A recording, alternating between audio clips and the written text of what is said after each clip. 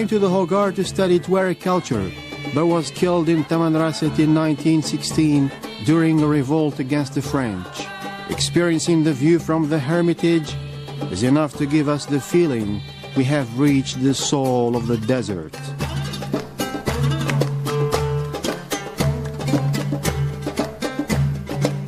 Tuareg is the name that was applied to them by early explorers and historians since Leo Africanus. They call themselves Kel Tamshek, speakers of Tamshek, and Imuhar, Imuhar, Imaziran, or Imasharan, the free people.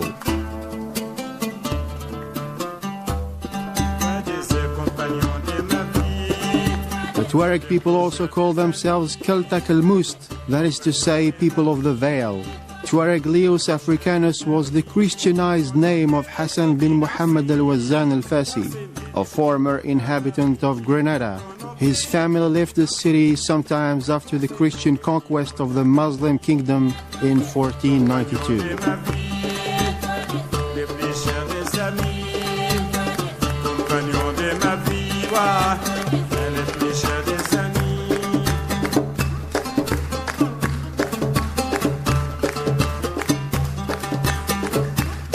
The origin of the meaning of the name Tuareg has long been debated with various etymologies advanced, although it would appear that Tuareg is derived from the broken plural of Tergi, an Arabic name whose former meaning was inhabitant of Terga.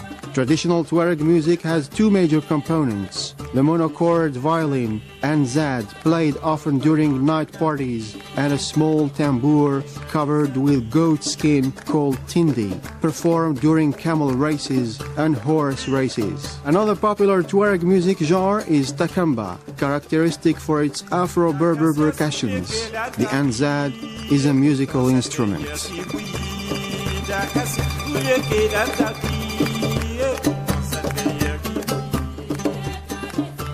Many traditional musicians emerged after the 1980s cultural revival. Among them is Uthman Bali from Janet.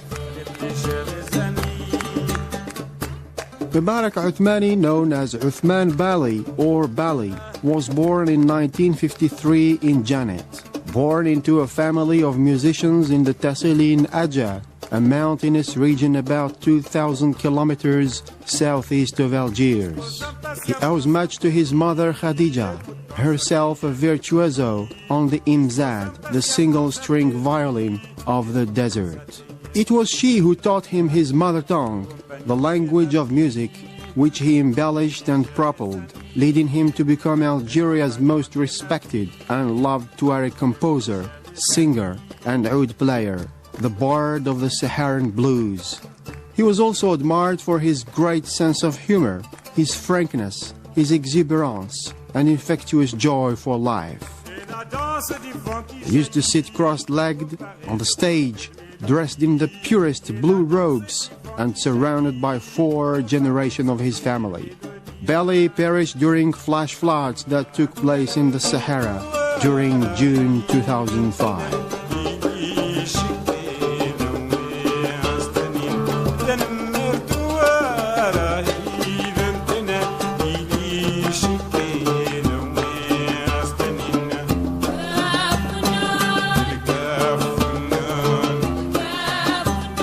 The distinctive twang of his oud, either on the radio or television, the whole presence of Bali's resonating note, a presence that is still very much alive. Then his voice comes in, all warm, commanding, and reassuring, a magnetic quality.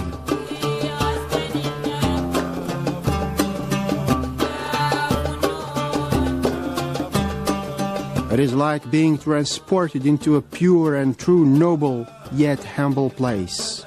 The journalist and human rights activist Olivia Marceau paid a homage to late Uthman Bali.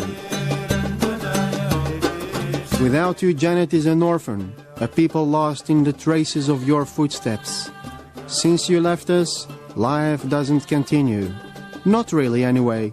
The floods which took you away, had they been nurtured by your poetry, by your generosity, what surging destiny, you who were like the very water that is desert's element, you who were the inkle for this waterless river contained in the caves of your oud. You who were the river of wisdom, this is Bali.